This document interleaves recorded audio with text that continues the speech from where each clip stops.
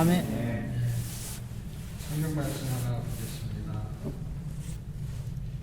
골로새서 1장 26절에서 27절 말씀 보겠습니다. 찾으셨나요? 우리 같이 합독하겠습니다. 시작. 이 비밀은 만세와 만대로부터 감추었던 것인데 이제는 그의 형제들에게 나타났고 하나님이 그들로 하여금 이 비밀의 영광이 이방인 가운데 얼마나 풍성한지를 알게 하려 하심이라. 이 비밀은 너희 안에 계신 그리스도시니 곧 영광의 소망이니라. 성경은 신약과 구약으로 되어져 있습니다. 그리고 구약은 39권, 신약은 27권. 그런데 그걸 성경이라고 합니다. 오늘의 제목이 혹시 보이시나요? 뭐죠? 네, 성경의 비밀입니다. 이렇게 제목을 잡은 이유는 성경이 비밀의 책이다라고 생각이 들어서 그렇습니다.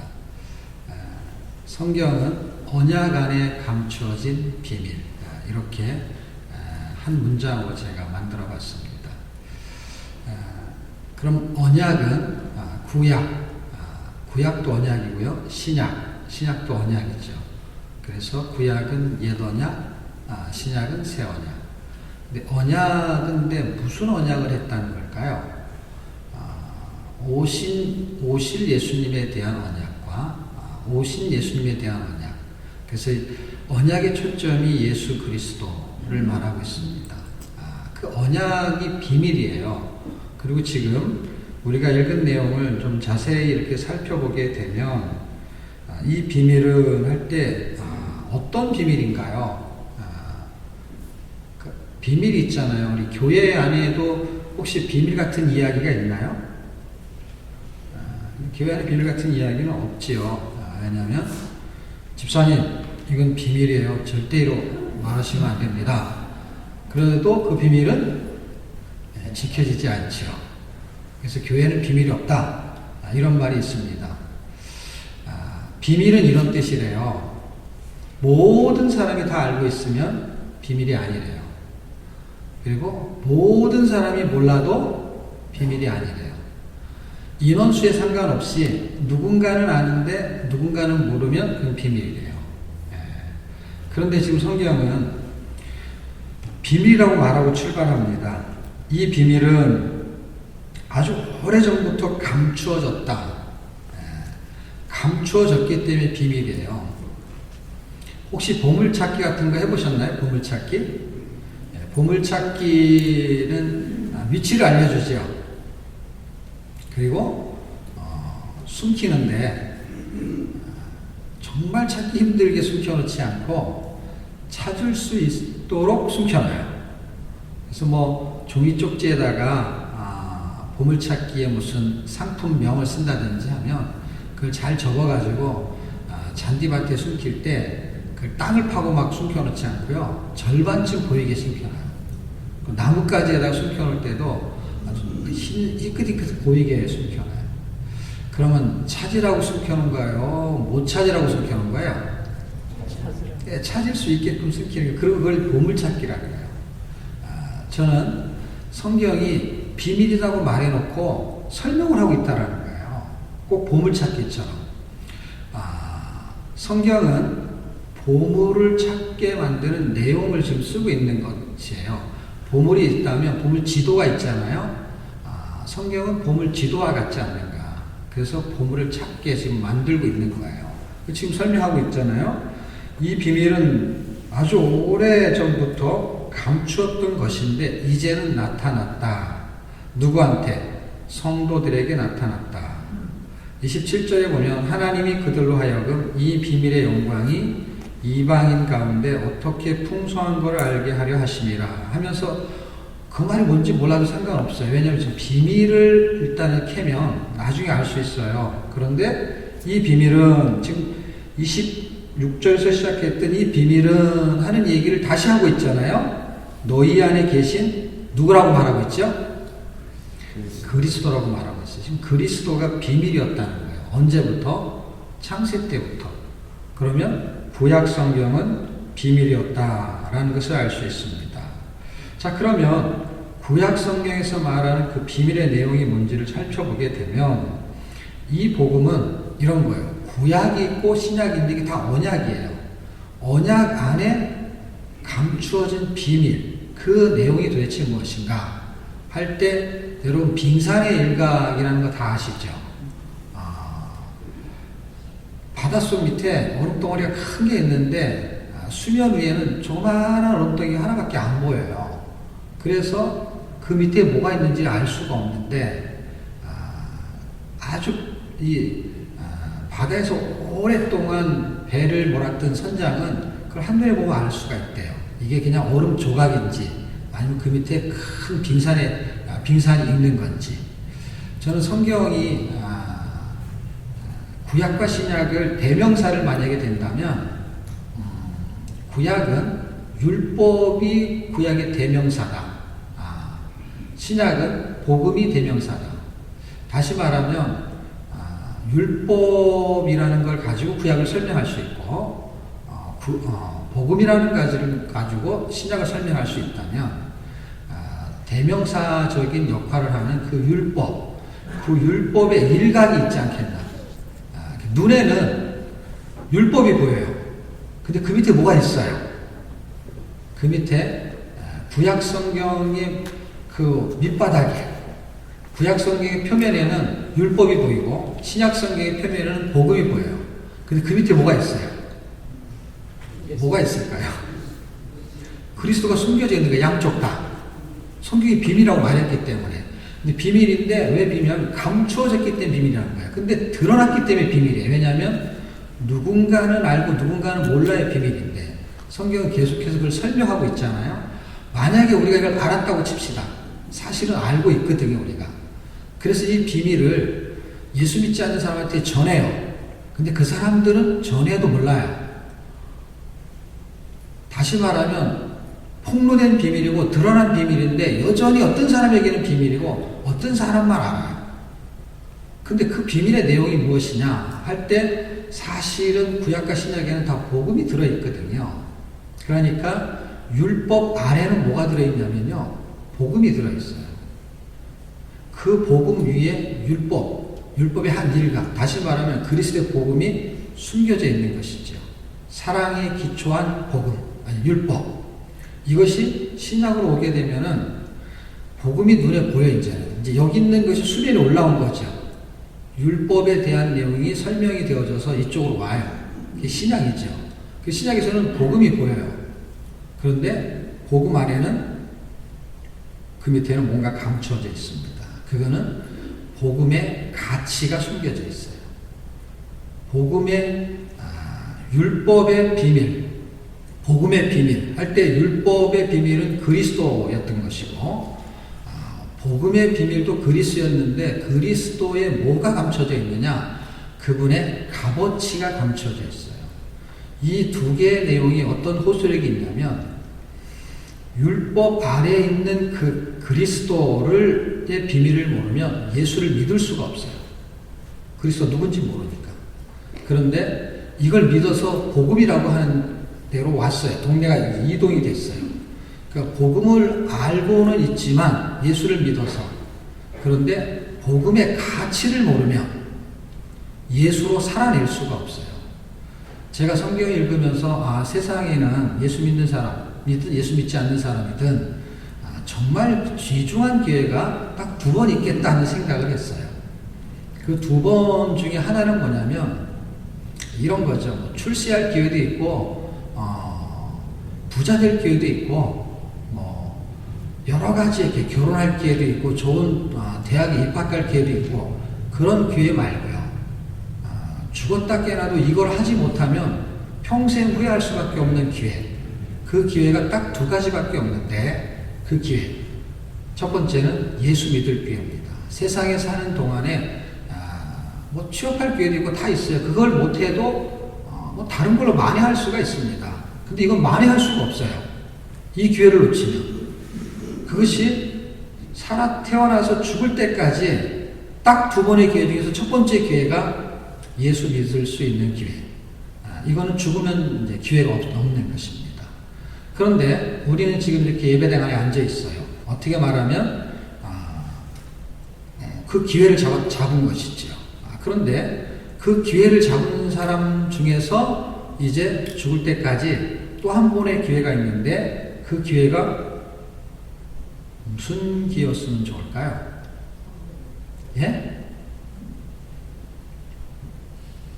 제가 물 마실 동안 생각해 보세요.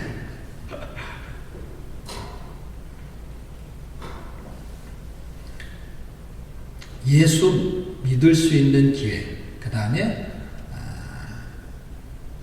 여러분 예수님이 십자가에 달렸을 때 양쪽에 강도가 같이 달려있는 거 혹시 기억나세요? 그랬을 때 한쪽의 강도는 예수님을 좀 이렇게 안 좋게 표현을 했잖아요. 그리고 또 한쪽의 강도는 네가 그건 몰라서 그러는 거야 하면서 예수님을 옹호했잖아요. 그랬을 때 예수님이 이 강도한테 뭐라 그랬죠? 너는 나와 함께 낙원에 임하리라 하는 거를 어떻게 보면은 낙원의 의미는 지옥의 개념보다는 천국의 개념이 더 많거든요. 그럼 나와 함께 거기 같이 가겠다 이런 의미를 부여할 수 있잖아요. 그래서 어떻게 보면은 죽을 때 이 두 사람이 다 죽었잖아요. 그렇죠? 죽을 때까지 이 사람은 예수를 믿을 수 있는 기회를 못 잡았고 어떻게 보면은 한쪽의 강도는 막판에 예수를 믿을 수 있는 기회가 생겼어요. 맞나요? 근데 무슨 기회는 없어졌어요.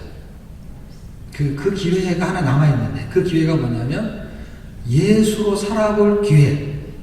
그 기회가 이 강도한테는 없었어요. 그러면 우리한테는 그 기회가 지금 있어요, 없어요? 있어요. 많이 있는 게 좋아요? 적게 있는 게 좋아요? 사람들은 적게 있는 걸 좋아해요. 그래서 죽을 때 딱 예수 믿고 그냥 확 죽어버리자.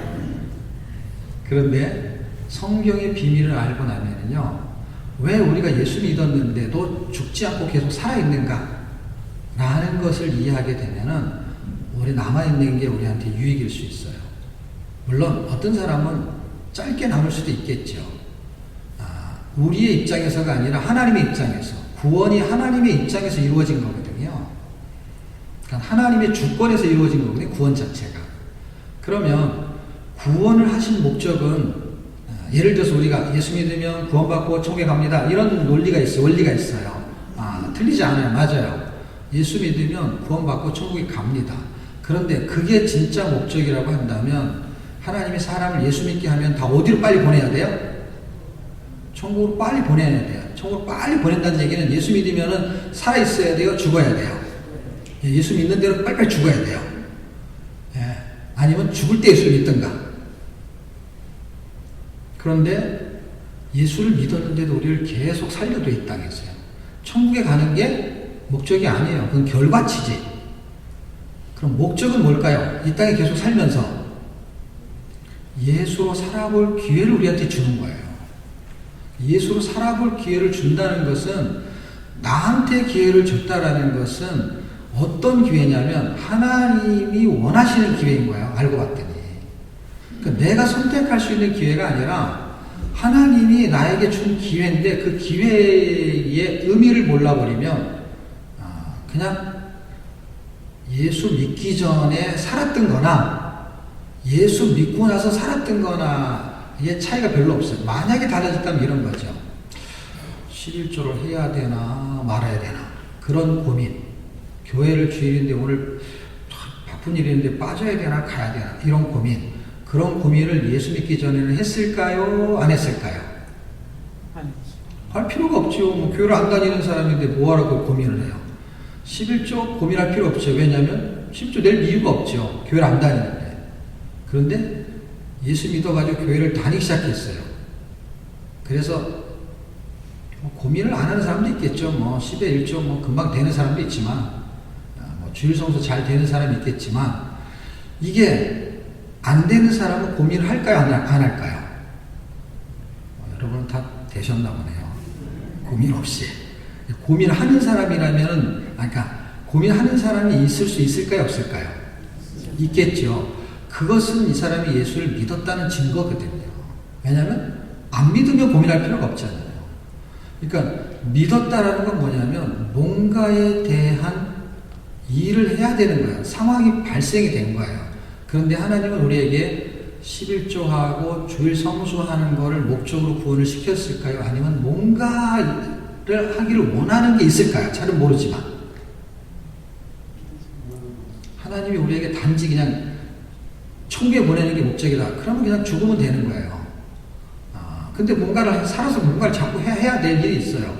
교회라는 걸 만들어 놓고 교회 안에서 찬송도 하고 뭐 찬양팀도 만들어야 되고 뭐도 해야 되고 많이 해야 되는데 어쨌든 굉장히 교회가 중요하게 생각하는 거는 크게 이 두 가지만 있는 건 아니지만은 헌금 생활 해야지, 그 다음에는 주일 성수해야지, 그 다음에 뭐 봉사도 해야지, 구제 뭐 여러 가지가 있겠지만 하여튼간 심적인 부담이 되는 거, 내 마음대로 썼던 돈의 일부를 띄어야 되는데 그 일부를 띄어야 되는 이유조차도 전부가 하나님 거지만 그것을 인정하는 것으로 드리는 뭐 이런 것들을 자꾸 가르쳐가지고 하게 만들어요. 그러면 하나님 우리에게 11조를 거두려고 성도를 만들었을까요? 아니잖아요. 그렇죠? 그건 이제 부수적인 거란 말이에요. 본질적으로 하나님이 우리를 예수 믿게 한 이유는 창조의 목적을 회복하려는 의미를 갖고 있다는 거죠. 창조의 목적은 사람을 구원시켜서, 구원이라는 건 죄의 문제를 해결한다는 의미를 갖고 있어요. 불순종을 해결한다는 의미를 갖고 있어요. 그래서 원래는 하나님의 말씀대로 살게 하는 모양새로 창조를 했죠. 하나님이 우리의 모양과 우리의 형상을 따라 사람을 만들고 했을 때 하나님의 형상을 따라 사람을 만들었어요. 그래서 하나님이 창조의 목적을 갖고 계세요. 그래서 그 창조의 목적대로 살아주기를 원했는데 그렇게 살지 못하는 거예요. 그래서 그리스도가 이 땅에 오셔가지고 그 문제를 해요. 불순종을 해결하고 순종하게 만들려고 하는 것이 하나님의 계획이었던 거예요. 그래서 불순종을 해결하기 위해서 죄 문제를 해결하는 것이 불순종은. 그리고 창조의 목적을 해결하는 것이 바로 임마누엘 그리스도가 역사하는 거예요. 그래서 그분이 구약에서 신약에서 두 가지의 논리와 원리를 전개시키고 있었어요. 그게 뭐냐면 율법이라는 걸 통해 가지고 율법의 요구를 이루어지게 만들고, 신약에서는 복음이라는 걸 통해 가지고 복음의 요구를 이루어지게 만드는데, 율법을 통해서는 구원이라는 걸 설명하고 있고 이 복음이라는 걸 통해서는 구원의 삶을 설명하고 있었어요. 그래서 구약 성경을 다 읽고 신약 성경을 다 읽으면 그 원리를 알 수 있는데 뭐 처음부터 성경을 다 읽을 수가 없기 때문에 제가 이제 읽고 나서 성경이 설명하고 있는 결론적인 성경 구절을 설명해 드릴 텐데 그 구절 한번 찾아보겠습니다. 갈라디아서 로마서부터 보겠습니다. 로마서 8장. 다시 한번 설명하면은 이제 성경은 언약 안에 감춰진 비밀이고 그 비밀은 성경은 그리스도라고 말하고 있어요. 그런데 그 그리스도는 신약의 구약에서는 잘 보이지 않아요. 그래서 감춰졌다 그래요. 이제 나타나신 바 되었고 하는 건 신약이 되어버렸어요. 근데 구약에서 말하는 그 언약의 비밀의 핵심은 결국 뭐냐면 그리스도가 뭘 하려고 하는 거냐? 율법의 요구를 이루시려고 했다는 것입니다. 로마서 8장을 한번 보겠습니다.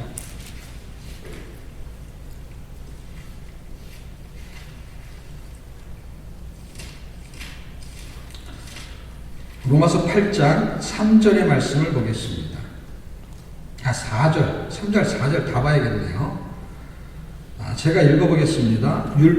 지금 율법이라고 말하는 것은 구약의 대명사를 말하는 거예요. 그리고 구약에서 말했던 율법 전체.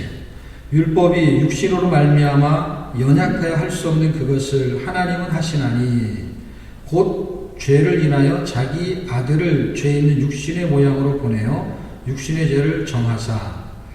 4절 육신을 쫓지 않고 그 영을 쫓아 행하는 우리에게 율법의 요구를 이루어지게 하려 하심이라.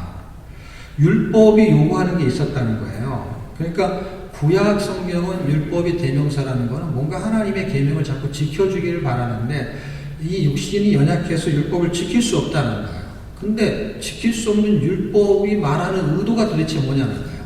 왜냐하면 율법이 뜨면 다 죄로 규정이 되어버려요. 못 지키니까. 그러면 죄 삭은 사망이니까 다 죽어야 돼요. 그러니까 율법은 계속해서 죄를 짓지 마라고 말하는 것 같은데 그게 아니었던 거예요. 율법은 인간이 죄를 지을 수밖에 없는 연약한 존재이기 때문에 안 죽고 사는 방법은 예수 믿는 방법밖에 없어. 이 말을 하는 거하고 똑같은 거예요. 왜냐하면 엄마가 아이한테 이래라 저래라 얘기하는데 그 아이가 그걸 못 지켰어요. 그러면 그 아이한테 요구하는 어떤 그 기준들이 못 지킬 수밖에 없는 어떤 기준이 있다면 아이는 죽었다 깨어도 못 지킬 거예요.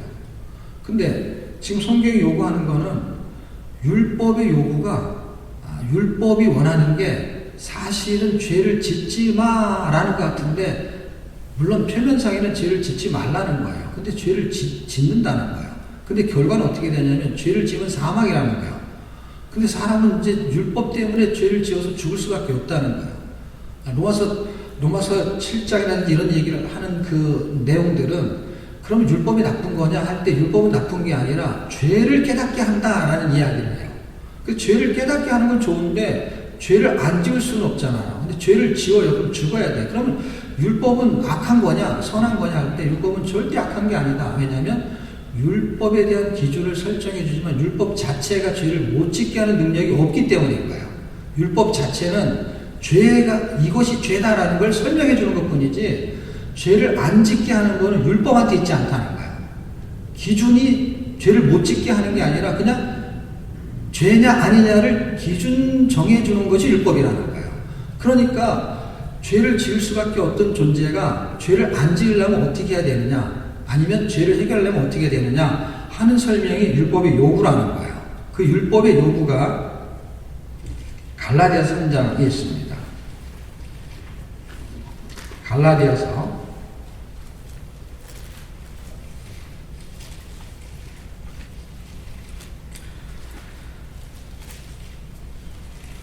3장 24절 말씀 보겠습니다.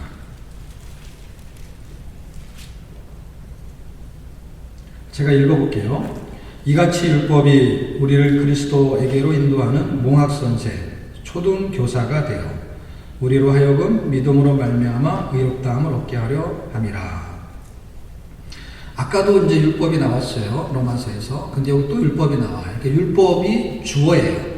그러니까 율법이 지금 말하고 있는 것은 우리를 그리스도한테 인도하고 있었다. 죄 짓지 말아라 하면서 자꾸 그 책망하는 게 아니고 그리스도에게 인도하고 초등교사 몽학선생에 대해 우리를 믿음으로 어떻게 하길 원한다고 했어요? 의롭다함을 얻는 거예요. 율법을 통해서 율법은 지금 뭘 말하고 있느냐? 제가 성경을 이렇게 어떻게 하다 보니까 좀 많이 읽었어요. 많이 읽으면서 뭘 발견했냐면 구약이 말하려는 의도를 이해했어요. 구약이 그러니까 말하려는 의도가 뭐냐면 성경은 크게 두 가지를 말하는 것 같은데 하나는 예수를 믿으세요라는 이야기를 하는 것 같아요.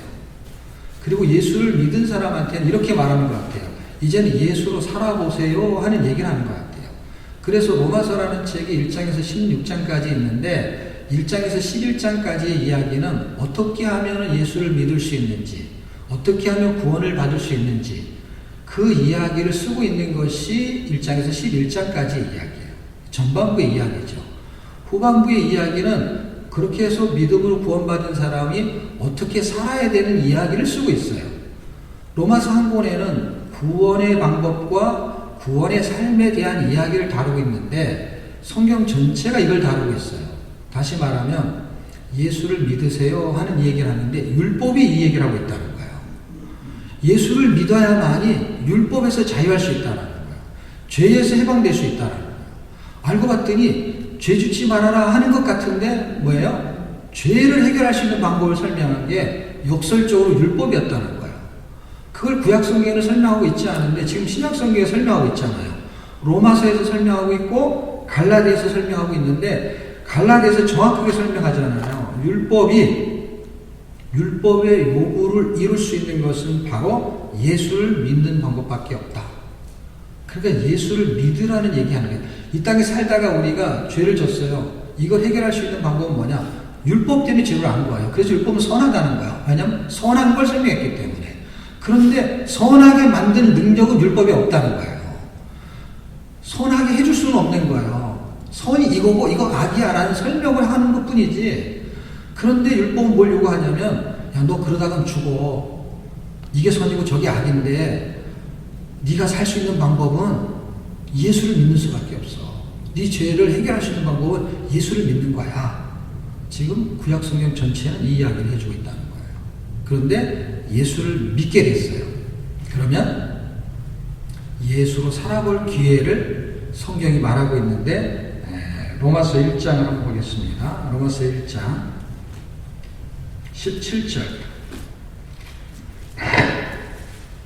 제가 읽어볼게요. 복음에는 하나님의 의가 나타나서 믿음으로 믿음에 이르게 하나니 기록된 바 오직 의인은 믿음으로 말미암아 살리라 함과 같으니라.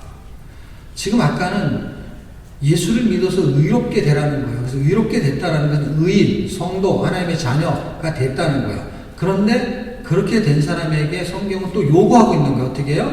믿음으로 살아라. 이렇게 말하는 거예요. 처음에는 예수를 믿으라고 해놓고 지금 두 번째는 이제는 예수로 살아봐 라는 것이 믿음으로 살아봐 라는 것입니다. 갈라디아서 2장 20절을 제가 읽어보겠습니다. 웬만한 사람이 다 암송을 하거든요. 내가 그리스도와 함께 십자가에 못 박혔나니 그런즉 이제는 내가 사는 것이 아니요. 지금 초점이 보세요. 아까 제가 전반부에서 말하는 그 율법의 요구는 믿으라는 쪽이에요. 의롭게 되라는 얘기예요. 그런데 지금 율법의 요구가 이루어져서 예수를 믿은 사람한테는 사는 얘기를 해요. 사는 얘기. 그러니까 구원받은 사람의 존재는 뭘 살아내야 되는 거예요. 그러니까 예수님하고 같이 있다가 낙원에 임한 그 사람이 사람들 되게 동경하는데 사실은 무슨 기회를 이 사람이 붙잡았냐면 예수로 살아볼 기회를 잡을 수가 없었던 거예요. 그런데 우리는 기회가 주어졌어요. 어떤 기회요? 하나님이 우리에게 예수로 살아볼 기회를 지금 주고 있는 거예요. 이 기회가 굉장히 영광스럽다고 성경은 말하고 있어요. 이건 굉장히 값진 것이고 상이 있는 것이고 의미가 있는 거라는 거예요. 그러면 길게 하는 게 좋냐 짧게 하는 게 좋냐 할 때 이걸 빨리 깨닫는 게 좋아요. 어떤 거요? 내가 예수를 살아볼 기회를 예수 믿고 나서 놓치면은 후회하게 돼요. 여러분 한번 생각해 보세요. 보물 찾기를 해가지고 보물을 찾았어요. 근데 이 보물을 평생을 써도 다 못 쓸 보물을 찾았어요. 그런데 내가 이 보물을 찾고 나서 이 보물의 가치를 몰라가지고 이거를 거의 죽을 때쯤 알아가지고 그때 겨우 이 보물을 쓰는 게 유익하겠어요? 아니면은 찾은 지 얼마 안 돼가지고 이 보물의 가치를 발견해서 최대한 오랫동안 그걸 사용하고 죽는 게 좋겠어요? 아직 보물을 못 찾으셨나요?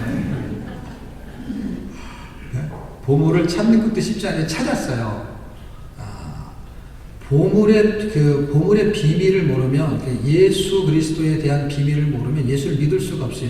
여러분이 그걸 알았잖아요. 어떻게 해서, 하나님의 은혜로. 그래서 이 비밀을 전하는 거잖아요. 당신 예수 믿어야 돼요. 예수 믿어야만이 천국에 갈 수 있어요. 그 다음에 죄 문제 해결할 수 있어요. 라는 이야기는 이걸 비밀을 아는 사람이 전하는 거예요. 모르는 사람이 전하는 거예요.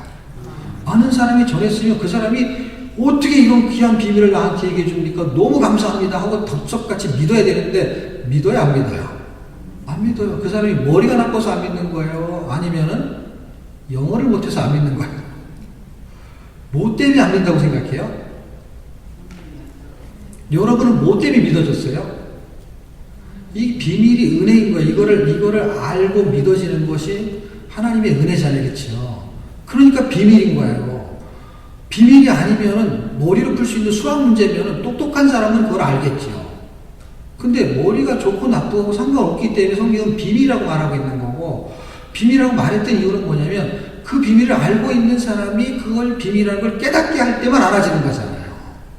그래서 여러분이 그 비밀을 전하지만 그 비밀을 깨닫게 하는 성령이 역사하지 않으면 그 사람은 예수를 믿을 수가 없는 거예요.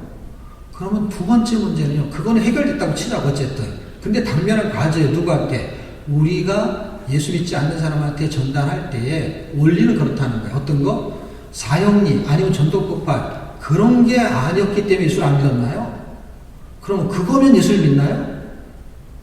어떤 경우에는요. 예수 믿으세요 하면서 주고만 줘도 예수 믿는 사람이 있대요.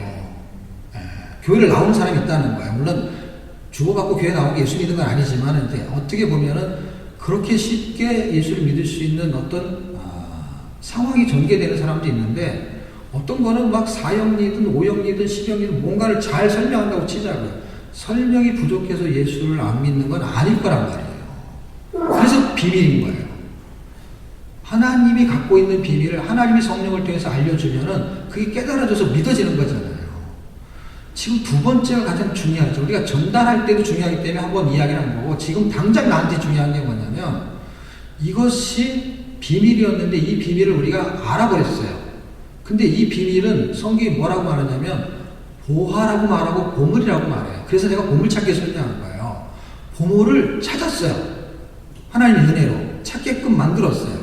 그 다음부터가 신앙생활인데, 그 신앙생활은 신앙생활의 원리, 11조 아니면 주일성수 이거가 아닌 거예요. 성경은 지금 제가 말한 것처럼 뭔가를 찾았는데 그 보물의 가치를 느끼는 만큼 신앙생활을 해내는 거거든요. 그럼 봅시다.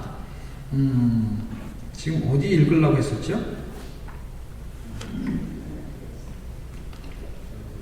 갈라디아서 읽다가 한 거죠?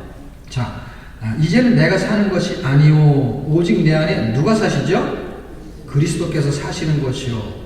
이제 내가 육체 가운데 사는 것은, 이 자꾸 말이 어떻게 되냐면, 지금 사는데 사는 게 아니고 살고 있는데 내가 사는 게 아니고 그리스도가 살고, 뭐 이상한 얘기를 해요. 이런 이야기들은 갈라디아서 읽으면 우리가 구원을 받을 때 예수님이 십자가에 달릴 때 그때 죽고 그분이 다시 부활하시고 살아나시면서 우리가 다시 살고 하는 그런 의미로서 그리스도와 함께 죽고 그리스도와 함께 살고 라는 의미로 새 생명을 가졌다는 이야기예요. 그 새 생명을 가진 사람들은 이제 사는데 내 생명으로 사는 게 아니라 예수 생명으로 사는 거기 때문에, 나를 옛날에는 사람으로 살게 했었는데, 그런데 예수 믿게 해가지고는 사람으로 사는 게 아니라 하나님의 자녀로 살게 하겠다는 거예요. 하나님의 자녀로 사는 게 어떤 것인지를 지금 설명하고 있는 거거든요, 성경이. 그게 믿음으로 산다는 거예요. 이제 내가 육체 가운데 사는 것은 나를 사랑하사 나를 위하여 자기 자신을 버리신 하나님의 아들을 믿는 믿음 안에서 사는 것이라. 그러면 우리가 첫 번째 비밀을 깨달았다고 칩시다. 그 첫 번째 비밀이 뭐냐면 바로 예수 믿는 비밀이죠.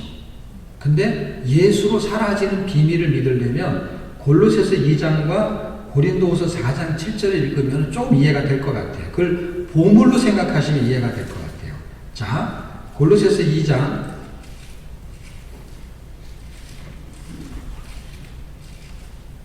3절 2절부터 읽으면은 1장에서 말했던 그 우리가 본문에 읽었던 비밀은 그리스도 진리 하는 것을 설명하고 있어요.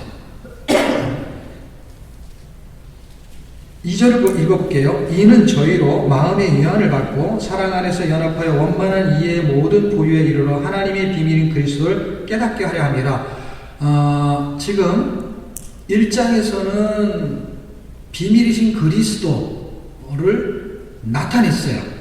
그래서 우리한테 나타냈어, 성도에게. 그래서 그리스도를 믿은 것을 설명했다면, 이제 그리스도를 깨닫는 걸 설명하고 있는 거예요. 2장에서는. 깨닫는다는 게 뭐냐면, 보물을 찾았어요. 그런데 보물의 가치를 잘 모르는 게 사람들이, 지금 바울이 이 얘기를 왜 쓰고 있냐면, 제가 하는 얘기랑 바울 하는 얘기가 똑같은 얘기지. 바울은 그 비밀스러운 거를 이제 알았다는 거야. 발견했다는 거야. 구원을 받았다는 거야. 그런데 골로새 교인들이 그 구원의 가치를 잘 모르니까, 구원시킨 그 하나님의 의도대로 살아내지를 못하니까, 구원의 의도를 알기 위해서 보물로 설명했던 것 같아.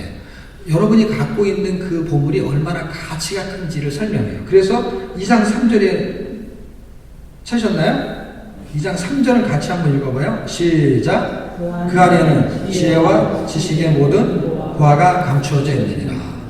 지금 제가 아까 뭐 빙산의 일가 이런 걸 얘기하면서 하나님의 말씀, 성경은 언약 안에 감춰진 비밀 이렇게 말했는데 지금 이것도 감춰졌다 그러잖아요. 그럼 보세요. 한쪽 덩어리 안에는 그리스도 자체가 감춰져 있었어요. 근데 이분이 드러났대요. 그래서 드러난 거를 예수 믿을 수 있는 비밀을 우리가 알아버렸어요. 그래서 우리가 예수를 믿었어요.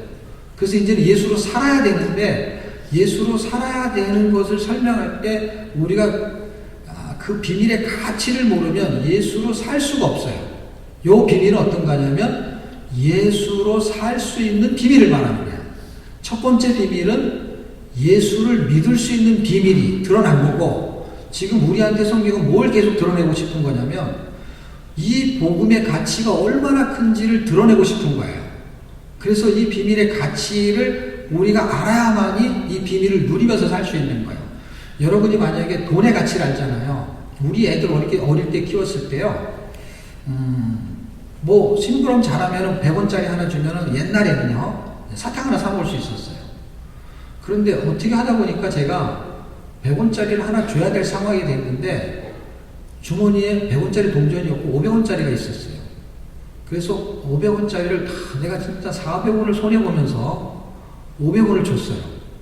그럼 나는 엄청나게 5번의 심부름 해야 될 걸 한 번에 준 거예요. 그러니까 나는 굉장히 미치는 장사를 한 거야. 그럼 이 아이가 100원을 받아야 되는데 500원을 받으면 기뻐해야 될까요? 아니면 슬퍼해야 될까요?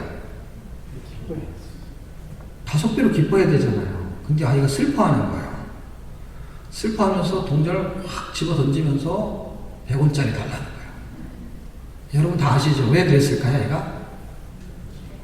500원짜리는 돈의 기준으로 한 번도 경험을 해보지 않는 어린아이였거든요.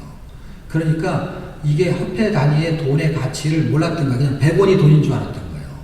그러니까 500원의 가치를 몰랐기 때문에 버려버린 거거든요. 지금 성경에서 예수 그리스도의 가치를 모르게 되면 그 가치를 사용할 수가 없다는 얘기를 지금 성경이 하고 싶은 거예요. 신앙생활이 어느 선에 머무르는 것은 사실은 신앙생활의 가치를 그 이상은 누릴 수가 없는 거죠. 나는 교회에 나오는 거, 헌신하는 거, 헌금하는 거, 그 모든 것이 내가 갖고 있는 구원을 받은 그 가치가 난 딱 요 정도야. 그럼 그 이상은 할 수가 없는 거예요. 근데 바울은 그 이상인 걸 발견한 거예요. 삼층천을 갔다 오고 진리를 발견하고 하니까 이거는 보물이 감춰져 있는 것과 같다는 거예요. 전에는 예수 그리스도 우리에게 생명을 주는 그분이 생명을 주는 분이라는 거야. 그 생명을 주는 그분에게 생명을 바치는 삶을 살려면 그 생명 같은 그 하나님의 가치가 얼마나 큰지를 발견해야 된다. 그래서 감추어졌다 이렇게 말하는데 이 감추어진 그 비밀을 고린도후서에서 한 번 더 말씀해요. 그래서 고린도후서 4장 7절 한번 보겠습니다.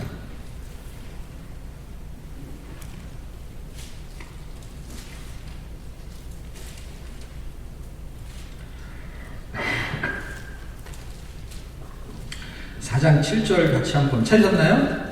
같이 한번 읽겠습니다. 시작. 우리가 이 보배를 질그릇에 가졌으니 이는 능력이 심히 큰 것이 하나님께 있고 우리에게 있지 아니함을 알게 하려 함이라. 지금 바울은 1장 고린도후서 1장, 2장, 3장, 4장 뭔가를 설명해요. 그러면서 4장에서 그 복음에 대한 복음을 믿을 수 있는 진리를 설명해요. 그래서 3절에 보면 만일 우리 복음이 가렸으면 망하는 자들에게 가리운 것이요 그 중에 이 세상 신이 믿지 아니하는 자들의 마음을 혼미케 하여 그리스도 영광의 복음의 강체가 비추지 못하게 함이라. 예수를 못 믿게 만드는 세력이 있는 거예요. 근데 예수를 믿게 되면은 믿은 사람 안에 뭐가 들어오냐면은 그리스도가 들어온다는 거예요. 그래서 질그릇의 보배를 갖게 된 거예요. 그래서 비밀을 깨닫게 돼가지고 예수를 믿으면 내 안에 그 비밀이신 그리스도가 딱 들어왔는데 그게 천국 가는 표딱지 하나가 아니고 내 인생 전체를 뒤집어 놓을 수 있는 가치가 들어왔다라는 걸 설명하고 싶은 거예요. 구원이 단순하게 예수 믿고 천국 가 기차표 같은 정도가 아니라 내 생명을 전체를 들여도 아깝지 않을 만한 가치를 또 주고 바꿨다는 거예요. 그래서 옛날에 어떤 사람은 예수님 짤이 예수님 가치라는 책을 쓴 적도 있지 않았어요? 내 존재가 예수님 짤이라는 거예요. 예수님의 가치라는 거예요. 그러니까 예수님의 가치라는 걸 알았는데 예수님이 누군지를 모르는데 얼마나 가치인지를 알 수가 없죠. 예수님 짤이라는 것까지는 말을 할 수 있죠. 이해할 수 있죠. 근데 예수님 짤이가 얼마짜리인지를 알 수가 없잖아요. 1,000원짜리인지 100원짜리인지 예수님 10,000원짜리인지. 근데 그게 생명짜리라는 거예요. 생명짜리. 생명을 완전히 바꿔놨다는 거예요. 골로새서 3장을 제가 다시 한번 가겠어요. 지금 제가 왔다 갔다 해서 헷갈릴 것 같지만은 사실은 설명을 더 자세하게 하려고 왔다 갔다 하는 것 뿐이에요. 자, 3장에 보면은 이렇게 말해요. 그러므로 너희가 그리스도와 함께 다시 살리심을 받으셨으니 이제 구원을 받았으니 이렇게 살아야 된다라는 걸 말하는 거예요. 그런데 고하로 설명한 거는 그렇게 살아도 괜찮다는 얘기예요. 왜냐하면 충분한 값어치가 있다는 거예요. 우리가 100원짜리를 주고 사탕 하나 사 먹을 때 아깝지 않아요. 근데 100원짜리를 10,000원 주고 사 먹으면 아까울까요? 안 아까울까요? 안 아까워요? 아깝죠. 왜냐? 가치가 안 받기 때문에. 우리는 지금 엄청난 가치로 구원받은 이 존재가 너무 싸구려 인생을 살아버리면 너무 아까운 거예요. 이게요. 100만 원 주고 사탕 하나 사 먹고 라면 하나 사 먹으면 너무 아까운 거예요. 왜냐하면 그 가치 있게 사용이 안 되는 거예요. 위의 것을 찾으라. 거기는 그리스도께서 하나님 우편에 계시니라. 위의 것을 생각하고 땅의 것을 생각지 말라. 이제 너희가 죽었고, 무슨 얘기예요? 이제는 땅에서 살았던 삶이 바뀐 하늘의 백성이 됐다는 거예요. 그래서 이제는 거지로 살다가 뭐로 바뀌었냐면은 하나님이 야 너 우리하고 같이 살자 할 때 하나님이 왕이신데 왕궁에서 살게 됐어요. 왕자가 됐어요. 그런데 그렇게 살아야 되는데 어떻게 사냐면 이런 거예요. 길거리에 거지가 있는데 왕이 너 이제 우리 집에서 살자. 그러니까 이 거지가 네 하면서 따라가는데요. 뭘 갖고 따라가는 줄 아세요? 그 동냥하는 그 그릇 있죠. 그 그릇하고 그 다음에 밥을 구걸하면 먹어야 될 숟가락 있죠. 이걸 가지고 가는 거예요. 그래서 왕이 그랬대요. 그거 버리라고. 못 버리는 거예요. 왜? 신부는 하나님의 자녀가 됐는데 깡통은 계속 들고 있는 거야. 신부는 하나님의 자녀가 됐는데 숟가락은 그냥 들고 있는 거야. 거지 숟가락. 지금 여기서는 뭐예요? 그것을 벗어버려라 하는 거예요. 이제는 우리는 존재가 바뀌었다는 거예요. 하나님의 자녀로. 이는 너희가 죽었고 너희 생명이 그리스도와 함께 하나님 안에 감추어져 있느니라. 그렇게 말하면서 다 계속 그 얘기를 해요. 그러면서 10절 가보세요. 새 사람을 입었으니 이는 자기를 창조하신 자. 그러면서 7절, 8절, 9절 할 때 9절 볼게요. 너희가 서로 거짓말을 말라 옛사람 그 행위를 벗어버리고 이제는 벗어버리고 새롭게 되라는 거예요. 자, 이제 결론을 내려올게요. 성경은 언약 안에 감춰져 있는 비밀인데 언약의 내용은 복음의 비밀이었어요. 그게 그리스도였어요. 이 그리스도를 알게 되면 예수 믿을 수 있는 기회를 잡은 거예요.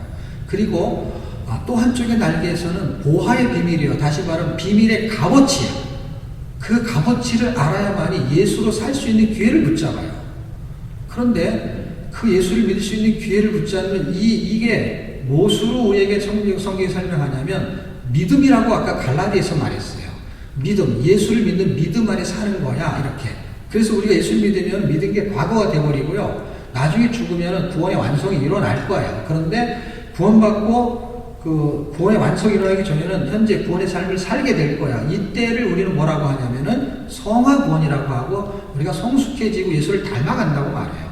이걸 통해서 하나님의 영광을 받으시려고 해요. 그러면은 여기서부터 여기까지 사는 것은 믿음이 있어야만 산다는 거예요. 왜냐하면 돈으로 사는 게 아니고 돈으로 구원받은 게 아닌 것처럼 돈으로 신앙생활하는 게 아니고 지식으로 예수 믿은 게 아니기 때문에 지식으로 신앙생활하는 게 아닌 거예요. 믿음으로 구원받은 것처럼 믿음으로 살아야 되는 거예요. 그런데 예배서 2장과 8절에서는 너희가 그 은혜를 인하여 믿음으로 말미암아 구원을 얻었나니 그래서 믿음으로 구원받았다고 해요. 그런데 구원받은 다음부터 살아야 돼요. 그 비밀의 값어치를 가지고 그 살아야 되는데 살려면 어떻게 살아야 되냐? 믿음으로 살아야 돼요.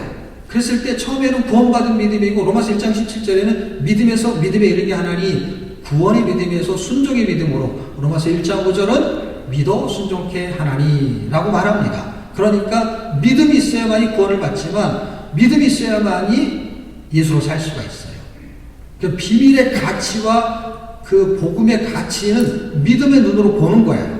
그래서 그 믿음이 있어야 되는데 이 믿음이 있으려면 들음이 있어야 돼요. 그러니까 믿어야만이 순종이 돼요. 살아낼 수가 있어요. 그런데 믿음은 어떻게 생기느냐 할 때 로마서 10장 17절에 믿음은 들음에서 나고 들음은 그리스도의 말씀이다. 그럼 보세요. 성경의 구조는 크게 구약과 신약을 가지고 제가 언약으로 설명했어요. 그래서 하나는 예수 믿으라는 얘기예요. 근데 하나는 예수로 살라는 얘기예요. 그런데 지금 우리한테 강조하는 거는 예수로 사는 거예요. 그럼 예수로 살면은 예수로 살라는 내용을 공부해요. 그러면 전에는 성경에서 말하는 이렇게 하십시오, 저렇게 하십시오 몰라서 못했어요. 근데 교회를 다니면은 이래라 저래라 하는 얘기를 알게 됐어요. 그럼 그대로 살면 돼요. 전에는 몰라서 못했고 지금은 알아도 안 돼요. 몰라서 못했어요. 지금 알았어요. 알면 돼요, 안 돼요? 알면 안 돼. 알면 안 된다고. 예? 그러니까 알아도 안 돼요. 다시 말하면 아는 것으로 사라지는 게 아니라 믿어야 사라진다는 것입니다. 그래서 성경은 로마서 1장 5절이 뭐라고 말하냐면 믿어야만 순종이 온다라는 얘기예요. 믿어 순종해야 되나니 뭘 믿어요? 복음을 믿어서. 로마서 1장 1절에서 4절까지는 복음의 스토리를 설명하고 5절이 뭐냐면 그 그리스도를 믿어. 어떤 거? 그리스도의 그 풍성한, 다시 말하면 구원을 가져다 주는 그분, 그 다음에 구원의 삶을 가져다주는 그분을 믿어서 순종하게 하나님께 순종하게 만들려고 창조했다는 거예요.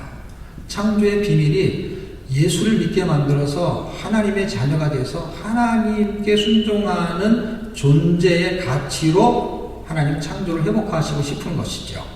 그런데 그리스도가 십자가에 죽으셔가지고 그분을 우리가 믿어서 구원을 발생했어요. 그런데 그분이 살아서 성령을 통해서 우리 안에 들어와서 임마누엘로 주인으로 움직이셔요. 주인으로 움직인다는 건 뭐예요? 그분이 나의 주인으로 사시겠다는 거예요. 전에는 내가 주인이었는데 이제는 그분이 주인이에요. 그래서 삼각형의 원리를 보면은 성경의 비밀은 한번 따라해 보실래요? 성경의 비밀은 하나님의 비밀은 그리스도, 그리스도의 비밀은 임마누엘. 여기까지가 한 축이에요. 여기까지 한 축이 율법의 요구예요. 다시 말하면 하나님에 대한 내용을 알고 믿으면 구원이 발생해요. 그래서 임마누엘로 들어와요. 근데 임마누엘의 비밀이 있어요. 다시 말하면 구원의 비밀이 있다는 거예요. 그 비밀이 뭐냐면 임마누엘의 비밀은 로드십이에요. 다시 말하면 예수님이 내 안에 들어와서 자기가 주인으로 사시겠다는 거예요. 갈라디아서 2장 20절이 그 얘기예요. 그래서 주인이 되겠다는 거예요. 근데 이 비밀을 모르는 사람은 내가 주인인 거예요. 예수 믿기 전에도 내가 주인, 예수 믿어도 내가 주인. 그러니까 내 마음대로 살았다가 교회 안에서 내 마음대로 살았어. 전에는 교회 밖에서 내 마음대로 살았어. 이제는 교회 안에서 내 마음대로 살아. 그러면은 주인이 자기인 거예요. 예수 믿기 전에도 주인이 자기, 예수 믿어도 주인이 자기. 그냥 형식만 예수 믿는 것이지 여전히 주인 나야. 그러니까 전에는 교회 밖에서 자기 마음대로 살고 이번에는 교회 안에서 자기 마음대로 사니까 하나님이 원하는 삶을 살지 못하니까 교회가 분란이 일어나는 거예요. 하나님이 원하는 삶을 살면 용서가 되고 사랑이 되는데 그게 안 되는 거예요. 왜냐하면 내가 주인이니까. 교회에 누가 주인이다 이 말이 아니라 성도인 나의 존재의 주인이 하나님이잖아요. 그분이 임마누엘로 들어왔다는 얘기는 전세 살려고 들어온 게 아니고 월세 살려고 들어온 게 아니라 주인으로 사시겠다는 거예요. 그러니까 주인의 비밀을 아는 사람이 주권을 주는 거예요. 하나님의 성경의 비밀이 하나님이고 하나님의 비밀이 그리스도고 그리스도의 비밀이 뭐라 그랬죠? 저기 써있죠? 임마누엘의 비밀. 이거를 안 사람이 구원을 받은 거예요. 여기서부터 구원의 삶을 사는 게 임마누엘인데 구원의 삶을 살려면 그분이 주인 노릇을 해야 돼요. 그리고 내가 그분에게 주님이라고 인정을 해야 돼요. 그러면은 로드십, 이걸 뭐라 그러냐면 순종이라고 합니다. 그런데 순종이 잘 안 돼요. 그래서 여러분 보면 4번이 거기에 보면 불순종이라고 써있죠? 써있나요? 네. 그러니까 불순종이 되는 거는 예수를 믿고 나서도 불순종을 할 수 있어요. 근데 이 불순종을 해결할 수 있는 방법, 순종을 하려면 뭐가 있어야 되느냐? 임마누엘의 비밀은 순종, 순종의 비밀은 믿음이에요. 로마서 1장, 아까 제가 성경 구절 설명했던 게 다 써있죠? 그래서 믿음의 비밀은 순종인 거예요. 순종의 비밀은 믿음인 거죠. 믿음이 있으면 순종을 할 수가 있어요. 그런데 믿음의 비밀이 또 있어요. 믿음의 비밀은 성경 읽기라고 써있죠. 왜냐하면 로마서 10장 17절 믿음은 들으면서 나고 들음은 그리스도의 말씀. 다시 말하면 하나님의 은혜로 구원을 십자가 사건 구원을 받았어요. 그리고 그분이 우리한테 임마누엘 돼 있어요. 그 임마누엘 돼 있는 것은 순종하게 만들려는 거예요. 그분이 주인이니까. 그러려면 어떻게 해요? 성경을 읽어서 믿음이 생기면 뭘 할 수 있어요? 순종할 수 있어요. 성경을 왜 읽느냐 할 때 성경은 순종하려고 읽는 거예요. 근데 사람들은 성경을 읽는 걸 자꾸 공부하려고 해요. 공부하는 거는 성경 공부예요. 큐티는 큐티예요. 패턴이 다르고 세 가지 섹션이 있는 거예요. 다시 말하면 성경 읽기는 공부는 지식을 습득하는 게 목적이고 큐티는 묵상을 해서 그렇게 살아보려는 게 목적이에요. 그런데 성경 읽기는 학습이 안 돼요. 왜 안 되냐면요. 공부할 시간이 없이 읽어야 되는 거예요. 패턴이 다른 거예요. 여러분 국어, 영어, 수학이 있다면 영어를 잘하고 싶으면 수학을 해야 돼요? 영어를 해야 돼요? 국어를 해야 돼요? 영어를 해야죠. 그러면 수학을 잘하고 싶으면 영어를 해야 돼요? 국어를 해야 돼요? 수학을 해야 돼요? 수학을 해야죠. 그거를 물어보는 사람이 바보지. 대답하는 사람은 몰라서 대답하는 게 아니잖아요. 그렇죠? 예를 들면 성경 사람들을 잘 못 읽어요. 근데 못 읽는 이유가 뭔지 아세요? 성경을 읽으면서 이런 거예요. 나는 국어를 잘하고 싶어. 그러면서 계속 영어 공부를 해. 나는 왜 국어를 이렇게 못하지? 그게 꼭 바보가 하는 짓 같았고, 머리가 나쁜가 아니라 그 패턴 자체를 안 해버리는 거예요. 하는데 실력이 부족한 게 아니라 아예 그걸 안 해요. 예를 들어서 이런 거죠. 성경을 막 읽어요. 읽기를 해요. 근데 공부하고 큐티는 많이 학습되어 있는데 읽기는 잘 안 돼갖고 못하다가 이번에 성경 통독회 해 이렇게 정해놔서 목사님 하도 읽으라 그래서 읽기를 시작을 했어요. 이렇게 쭉 읽는데 이게 이해가 안 되는 성경 구절이 나올 때가 있어요, 없어요? 많이 나오죠, 그렇죠? 이해가 안 되는 게 훨씬 많으니까. 그래 안 되니까 어떻게 해요? 이거를 모르니까 그냥 읽어지지가 않으니까 어떻게 하냐면 주석이라든지 아니면 목사님이 전해갖고 이거를 다시 알려고 노력을 해요. 그럼 그 읽기예요, 공부예요? 공부. 국어 공부를 해야 되는데 막 하다가 영어를 공부하는 거하고 똑같은 거야. 다시 말하면 읽기로 시작해가지고 뭘로 끝나냐면은 공부로 끝나면 그게 뭐예요? 모드가 바뀌는 거야, 공부 모드로. 큐티도 마찬가지예요. 은혜가 되면은요, 읽다가 큐티를 해요. 지금 성경을 잘 읽을 수 있는 방법은요, 공부가 아니고 큐티가 아니고 읽는 거는요, 이해가 안 돼도 읽는 거예요. 그게 읽기예요. 그러면 이해가 안 되는데 어떻게 읽어요? 그럼 공부를 하시면 되죠. 공부 시간에. 그리고 공부를 하고 읽는 건 읽는 거죠. 그럼 읽는 게 특징이 뭡니까? 읽는 게 특징은 저자의 생각을 옮기는 작업이에요. 생각을 알아보는 거예요. 그래서 다 읽어봐야 돼요. 공부는 헬라어, 히브리어 가지고 원어 공부도 할 수 있지만 읽기는 그런 게 아니에요. 읽기는 패턴 자체가 달라요. 다시 말하면 읽기를 잘하려면 뭐 하면 돼요? 읽으면 되는 거예요. 공부하지 말고. 읽기 쉬운 거예요. 읽어서 뭐가 생길 수 있어요? 믿음이 생기는 것이 목적이에요. 다시 말하면 성경을 읽는 목적은 지혜를 갖고 깨닫고 은혜를 받으려고 하는 개념하고 좀 다른 거예요. 다시 말하면 성경이 무슨 이야기를 하는지를 듣고 싶고 듣고 싶은데 성경은 우리에게 뭘 얘기하냐면은 내가 너를 창조했어. 내가 너를 구원했어. 너 인생은 내가 책임질 거야. 이걸 믿고 싶게 하는 거예요. 그래서 요한복음 20장 31절에는 내가 이것을 쓴 것은 하는 기록 목적을 설명하는데 성경의 기록 목적은 구원이에요. 그리고 구원의 삶이에요. 다시 말하면 최종적인 것은 예수를 믿게 해서 구원받아서 하나님께 순종하게 만들려고 하는 게 목적이에요. 그러면 읽기의 초점과 핵심은 그 내용을 담고 있기 때문에 성경을 믿으려고 읽는 것이 기록 목적이고요. 우리가 성경을 읽으려고 하는 목적이 돼야 되고, 다시 말하면 순종하려고 성경을 읽는 거거든요. 왜 읽어야 되느냐, 어떻게 읽어야 되느냐는 결과치는 기록 목적대로 읽는 게 가장 효과적이죠. 기록 목적은 예수를 믿게 만들려고 하는 거고, 한 부분은 또 하나는 예수로 살게 만들려고 하는데, 이 두 개다가 하나의 단어로 해결이 되고요. 믿음이라는 거. 믿어야만 구원받고 믿음이 있어야만은 구원의 삶을 살 수가 있어요. 순종할 수가 있어요. 여러분이 갖고 있는 지식이 있지만 안 사라지는 건 뭔지 아세요? 그게 안 믿어지기 때문이에요. 믿어지잖아요? 그러면 사라져요. 믿음이라는 건 어떤 힘이 있냐면요, 지식은 가르칠 수 있는 실력이 있어요. 근데 사라지지 않아요, 지식은. 근데 그걸 믿잖아요. 그걸 살 수 있는 에너지가 생겨요. 성경은 우리에게 지식을 갖기를 원하고 그 지식을 살기를 원해요. 그러려면 뭐가 있어야 된다고요? 믿음입니다. 왜 성경을 읽어야 합니까? 믿음이 생기기 위해서 읽어야 돼요. 그런 믿음이 생기기를 주의 이름으로 축복합니다. 네. 더 하고 싶지만 기도하고 마치겠습니다. 하나님 은혜를 감사합니다. 우리는 하늘의 정보를 담고 있는 성경을 우리에게 하나님이 허락하셨습니다. 성경은 기록 목적이 있고 저자는 저자의 의도를 가지고 성경을 기록했습니다. 구약과 신약은 어떤 비밀의 내용들이 있는데 그 비밀의 내용이 전부 예수 그리스도에 대한 내용을 담고 있습니다. 그 비밀을 깨달을 수 있는 하나님의 은혜를 통해서 그 비밀을 깨닫고 그렇게 살 수 있는 은혜가 바로 성경은 믿음이라고 말합니다. 그 믿음이 예수 그리스도가 믿음의 주요 온전케 하신 예수를 바라보라 하는 히브리서 12장 2절에 있는 말씀처럼 그리스도가 우리에게 믿음을 준다고 성경은 말합니다. 믿음은 들음에서 나고 들음은 그리스도의 말씀이라고 말하는 그 말씀이 바로 그분의 행적이나 그분이 살았던 어떤 업적이 아니라 그분의 본질과 생명 그리스도를 읽어내는 것인데 구약 성경이 그리스도에 대한 이야기를 하고 있고 신약 성경도 그리스도의 비밀의 가치를 설명하고 있습니다. 사랑하는 새소망교회가 왜 성경을 읽어야 되는지를 알게 하시고 성경의 원리와 논리를 잘 깨닫고 믿어져서 하나님이 원하시는 신앙생활을 잘 감당할 수 있는 하나님의 백성들이 되기를 간절히 바라고 원합니다.